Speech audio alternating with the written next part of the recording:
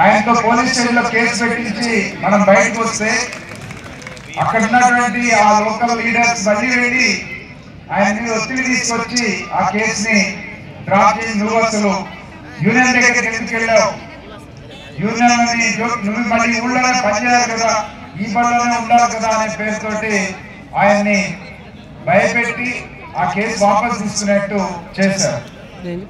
So ఆ సందర్భంలో మళ్ళీ మన వాళ్ళు నిన్న వెళ్ళి ధైర్యం చెప్పి నిలబడండి, మేమున్నాం మీకు అండగా, మీరు ఈ విషయంలో అని చెప్పినటువంటి సందర్భం. ఎందుకంటే చాలా దారుణమైనటువంటి విషయం. పిల్లవాడు ఈవినింగ్ స్టడీస్ లో కూర్చోబెట్టినటువంటి సందర్భంలో ఆయన ఈవినింగ్ స్టడీస్ లో చదివిస్తున్న సందర్భంలో పిల్లవాడి వీటికి కాల్ తగిలింది, హెడ్ బాక్స్ కాల్. అయ్యప్ప మాల వేస్తున్నటువంటి కుర్రాన్ని ఒక దళిత ప్రధాన ఉపాధ్యాయుడు తగిలిస్తామని కాల్తో తన్నాడు అనే దానికి తీసుకొచ్చిగా నానా రకాలుగా ఆయన బూతులు తిట్టినటువంటి సందర్భం, కొట్టినటువంటి సందర్భం. ఆయనతోటి ఏదో పొరపాటు అయిందంటే వదిలిపెట్టకుండా అక్కడ కాళ్ళు పట్టుకోమని చెప్పేసి పిల్లవాడి కాళ్ళు పట్టించడం, తర్వాత అందరి కాళ్ళు పట్టుకోమని చెప్పడం చాలా అభ్యంతరకరమైనటువంటి అంశం. అది దీన్ని టీఎస్పీ గా మనం తీవ్రంగా ఖండిస్తా ఉన్నాం.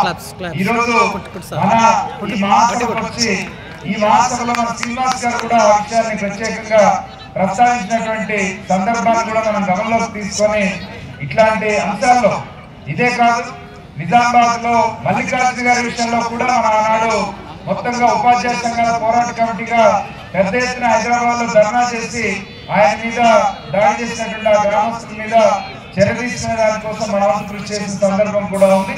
ఈరోజు టీఎస్పీఎఫ్ గా ఈ రాష్ట్రంలో సామాజిక న్యాయం కోసం పోరాటంలో ముందుంటా ఉన్నాం.